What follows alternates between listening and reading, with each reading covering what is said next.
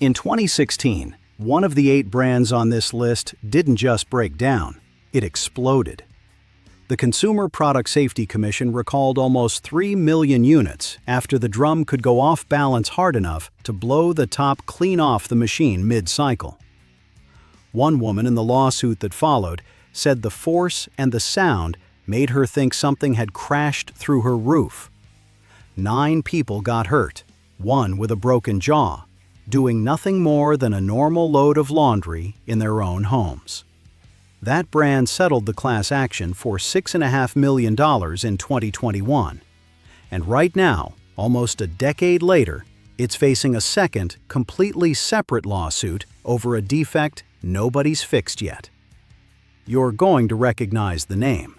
A washing machine is a strange thing to trust blindly when you actually think about what it's doing. It's the one appliance in your house that fills itself with water, spins that water and a full load of wet fabric at high speed, and does it unsupervised, usually while you're in another room or asleep. Every other appliance on this channel so far has failed by underperforming. This is the first category where failing means something is actually moving fast enough, under enough force, to hurt somebody standing nearby. Keep that in the back of your head as we go, because it changes how seriously the worst entry on this list needs to be taken. My name's Walt. I've got a garage full of tools and a laundry room like anybody else's, and a few years back I paid extra for a ceramic coating with a perfect star rating before selling a truck. Didn't hold up long enough for the sale to close. That's the whole reason I started digging into real test data instead of trusting the label. And it's the only reason this channel exists. I don't take review units. I don't run ads for any of the 10 names in this video, avoid or winner. I dug through Consumer Reports member survey covering almost 75,000 washers, Yale Appliances actual service call logs, and the federal recall record myself, so you don't have to find out the hard way which one of these is sitting in your laundry room right now.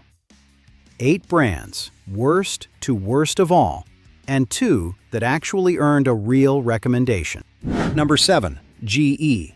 And this one's specific to their compact washers, the stackable apartment-sized units, not their full-size machines. Consumer Reports' own survey found GE Compacts had the highest rate of tangled clothes and door issues of any brand in that category. Nothing catastrophic here, no lawsuit, no recall. Just a washer that snarls your laundry into a knot more often than the competition, and a door that doesn't hold up the way it should on a machine that's opened and closed constantly in a small apartment. Keep that compact distinction in your head, because GE is going to show up again before this list is over, in a completely different category, and it earns a completely different verdict there. Same name, 2 different machines, 2 different results. That's worth remembering every single time a brand name shows up twice on one of these lists. And it's exactly the kind of distinction a 5-star review from someone who owns the other version of the machine will never tell you. Number 6, Electrolux, the parent company that also owns Frigidaire. Different appliance, same underlying pattern you're about to see repeat across this entire list. Electrolux's washers carry a 44 out of 100 reliability score in Consumer Reports' broader appliance survey, and the owner reviews back it up in ugly detail. A 1.6-star average on Consumer Affairs, a 1-star average on the Better Business Bureau's own page with more than 3,000 complaints filed in the last 3 years alone. The specific complaints repeat themselves. Pull-out drawers breaking almost immediately, washers stopping completely within months of delivery, and a repair process that owners describe as nearly impossible to actually get scheduled. On top of that, Consumer Reports' mold and mildew tracking puts Electrolux front loaders at an 18% rate, meaning nearly 1 in 5 owners are dealing with the exact smell and buildup problem you bought a washing machine specifically to avoid. 3,000 complaints in 3 years to the Better Business Bureau alone isn't a handful of unlucky customers venting online. That's a volume that shows up in a company's own official complaint record, filed through a channel businesses can respond to and typically try to resolve. And Electrolux is still sitting at a 1-star average, despite having every incentive to clear that backlog. Whatever's breaking on these machines isn't getting fixed fast enough to keep the complaint count from climbing. Number 5. Whirlpool. And here's where the biggest thread on this entire list starts pulling tight. 16% of Whirlpool front loaders in Consumer Reports survey show mold or mildew problems. That number alone would be enough to land Whirlpool on this list. It's not the whole story. Whirlpool is the parent company at the center of a class action lawsuit covering 5.6 million front-load washers made between 2001 and 2010 that allegedly failed to clean themselves properly, leaving laundry residue behind that turned into mold, mildew, and odors baked into the machine itself. Whirlpool and Sears reached a settlement on that one years ago. I'm bringing it up now because of who else got named in the exact same lawsuit, and you're about to hear both of those names in the next 2 entries. That settlement is old enough that current machines aren't the same product being described in the original filing. What isn't old is the 16% mold rate Consumer Reports is measuring right now on washers being sold today. A company can settle a lawsuit and move on from it legally without the underlying design tendency actually going away. And a current mold rate this high on the same brand that already paid out over exactly this complaint once is worth knowing before you buy, not just a historical footnote. Number 4. Maytag, sitting at a 19% mold and mildew rate in Consumer Reports' current survey. Worse than Whirlpool's own number. Maytag was named directly in that same 5.6 million unit lawsuit you just heard about. Whirlpool Corporation owns Maytag outright, along with KitchenAid and Kenmore. This isn't a new problem showing up in a new brand. It's the same corporate parent, the same underlying design failure, wearing a different logo on the front of the machine. Maytag has spent decades marketing itself around dependability specifically. The lonely repairman who never gets a call because nothing ever breaks. A 19% mold rate, worse than its own parent company's number, sitting inside the exact same lawsuit as 3 other brands under that same parent, is about as far from that marketing position as this category gets. Number 3. Kenmore, the premium tier Whirlpool Corporation sells above Maytag and standard Whirlpool, marketed with nicer styling and a real price bump to match. Kenmore was named in the same lawsuit as Whirlpool and Maytag. If you paid extra specifically to move up from a standard Whirlpool into Kenmore's upscale line, hoping the higher price bought you better engineering, the lawsuit says you were buying the same underlying mold problem in nicer trim. 1 parent company, 3 logos so far, 1 lawsuit, and the premium name isn't the one that got engineered differently. It's just the one that costs more. That's not a coincidence. That's a pattern in how Whirlpool Corporation's premium tier gets built. Number 2. Kenmore. And this is the worst mold and mildew rate Consumer Reports measured for any brand in their entire survey. 21%. More than 1 in 5 Kenmore front loaders developing the exact smell and buildup problem the lawsuit was about in the first place. Kenmore was named directly in the same 5.6 million unit settlement as Whirlpool, Maytag, and Kenmore, because for decades, many Kenmore washers were simply built by Whirlpool wearing a different badge. The same relationship you heard about with Kenmore's refrigerator compressors tracing back to LG. 4 brand names, 1 lawsuit, 1 design failure. And the worst individual number on this entire list belongs to the one wearing the name with the least obvious connection to the other three. Think about how that actually plays out for a real shopper. Someone who specifically avoided Whirlpool after hearing about the mold lawsuit and picked Kenmore instead, thinking they'd sidestep the whole problem, ended up with the single worst mold rate of any brand measured. The name change didn't just fail to help, it actively worked against the exact caution that was supposed to protect them, because the machine underneath the Kenmore badge was never a different machine to begin with. Before the last entry, here's the part that should genuinely bother you, because it's not about performance anymore. It's about what happens when a washer actually fails, not just underperforms. A washing machine spins a drum full of wet clothes and water at high speed, and every washer on the market is built around a suspension system designed to keep that drum balanced as the load shifts. When that system holds, you get a normal spin cycle.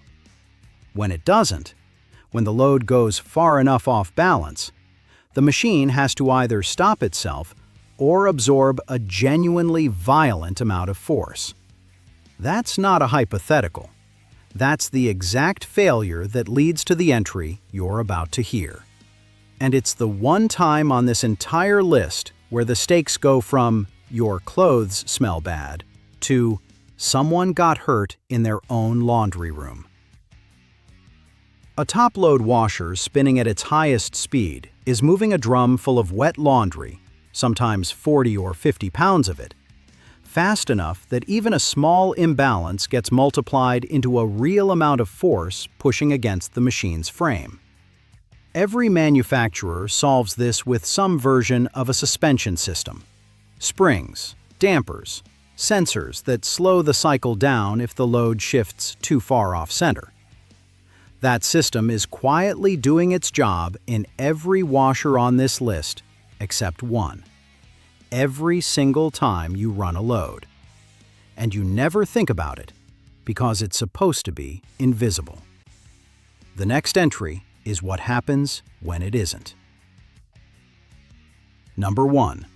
Samsung.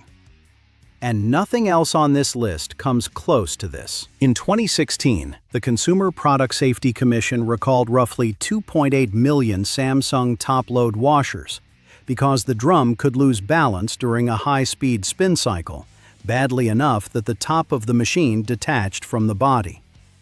9 serious injuries were reported, including a broken jaw. One plaintiff in the resulting lawsuit said the force and the sound made her think something had crashed through her roof. Samsung settled the class action for $6.55 million in 2021, and owners kept reporting the same failure even after the recall repair went out, including a 2018 incident in Texas, where a washer's top blew off mid-cycle.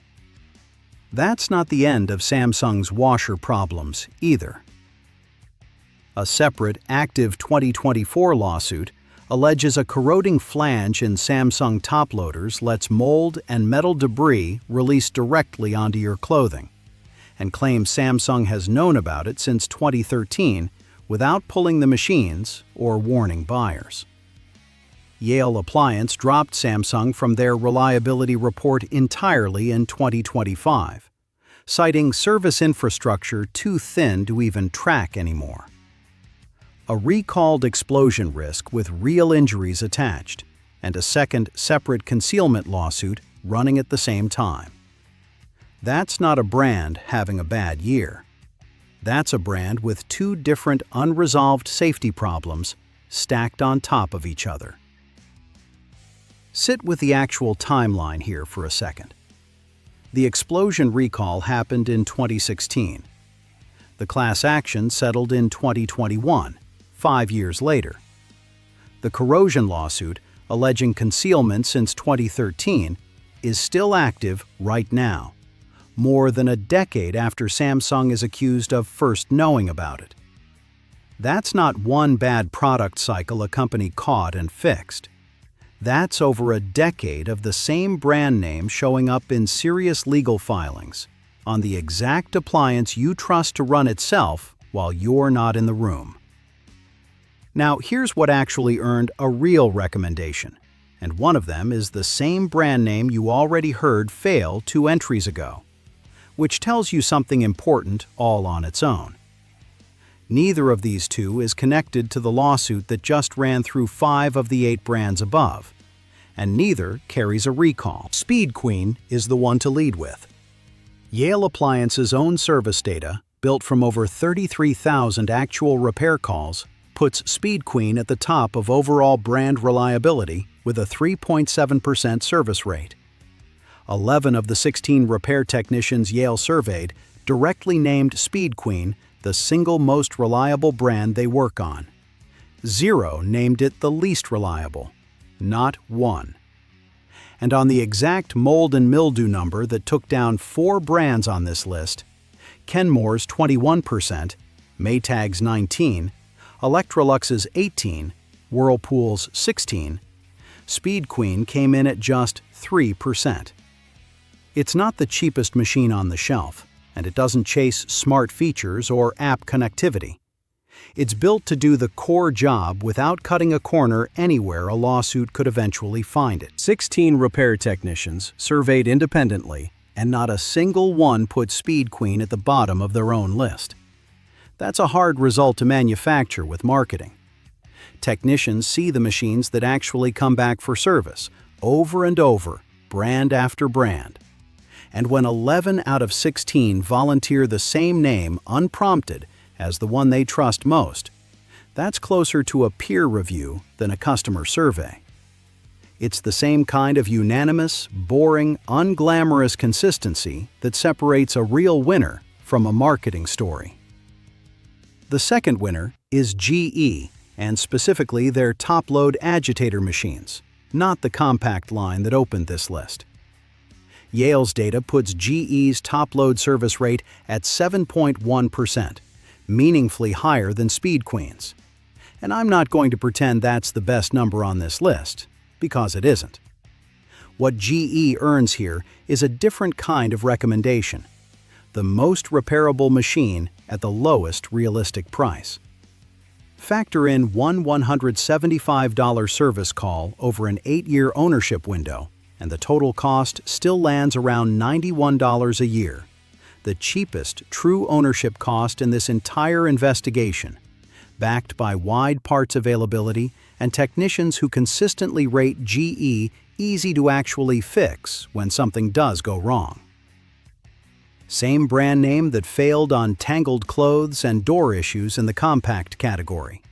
A completely different, genuinely solid result in this one. That's not an inconsistency in the data. That's exactly why checking the specific category matters more than trusting a logo on its own. And it's the exact reason GE gets to appear on both sides of this list without either verdict being wrong. Here's the whole list, fast before you go. 8 brands. A compact GE with door and tangling problems. Electrolux with the same complaint pattern that took down its own sibling Frigidaire.